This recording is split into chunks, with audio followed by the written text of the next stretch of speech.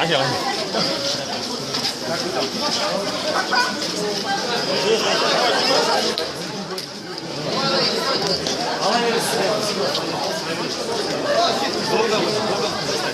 Пока будем, да.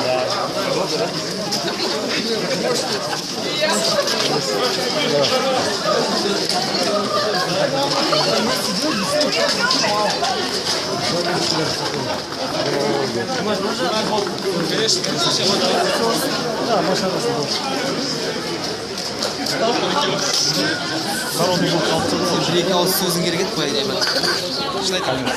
Алпамыс, скажите привет, пожалуйста, Димаш достар. Димаш достарға сәлем.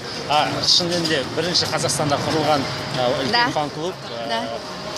Жас кісілер емес, кәдімгі үлкен біздің әпкелеріміз құрылып жатыр.